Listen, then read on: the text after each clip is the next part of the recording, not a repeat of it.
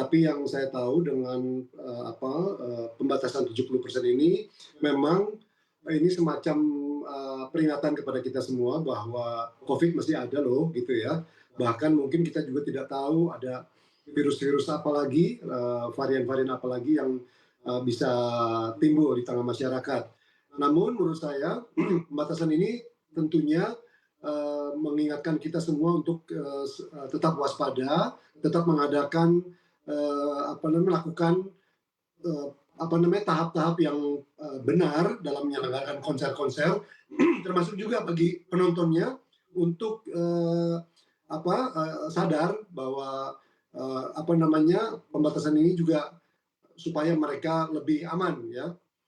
Tapi menurut saya 70% atau berapapun ini akan bisa disesuaikan oleh para promotor ya, biaya dan segi penyelenggaraannya.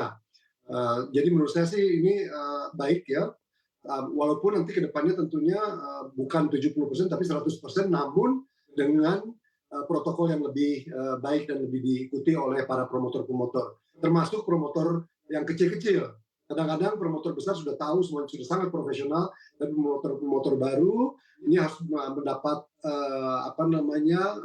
bantuan dari promotor besar untuk bisa mengerti, memahami bahwa kalau ini penyelenggaraan konser-konser ini tidak tertib ya, ini akan merugikan kita semua, bukan hanya musisi, tapi masyarakat dan secara ekonomi akan merugikan Indonesia. Karyawan untuk di sektor industri musik ini ataupun konser-konser begitu ya, ini sebetulnya strategi dan juga menghadapi tantangan yang ada ini seperti apa sih ke depannya? Karena andai kita mengamati tantangannya, ini sangat fleksibel sekali, pemerintah bisa kapan saja untuk menaikkan ataupun menurunkan dari kapasitas pengunjung konser. Anda mengamatinya di strategi tiketing ini di promotor sendiri seperti apa sih Pak Triawan?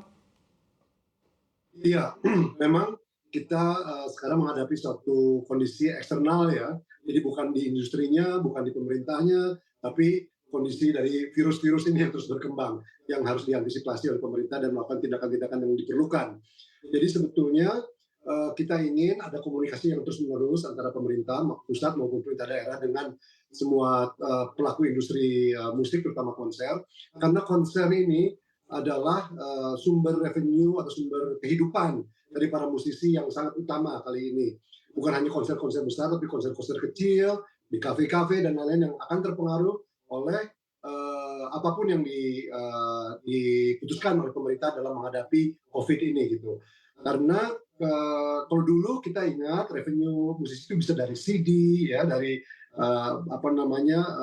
secara fisik yang cukup memberikan pemasukan yang baik. Tapi sekarang ini dengan adanya teknologi streaming, penghasilan itu menurun sehingga konser ini tetap dan semakin dibutuhkan. Karena itu mari kita jaga semua agar ekosistem pertunjukan musik Indonesia tidak terlalu terpengaruh lagi oleh apapun perkembangan COVID ke depannya maupun virus-virus lain yang bisa kita hadapi. Sehingga kita bisa menghidupi musisi, pencipta lagu, promotor, dan seluruh sub sektor dari musik ini. Oke, betul sekali Pak Triawan, Anda mengatakan tantangannya justru dari eksternal, bukan dari internal ataupun industri musik itu sendiri. Kalau kita perhatikan juga dan mengamati pergerakan dari tren pelemahan rupiah terhadap dolar, ini juga banyak membebani para promotor yang tentunya mengundang guest star dari luar negeri, lalu para penonton yang dari luar negeri juga ada presentasi yang memang ikut berkurang. Anda mengamatinya strategi-strategi seperti ini seperti apa sih Pak Triawan?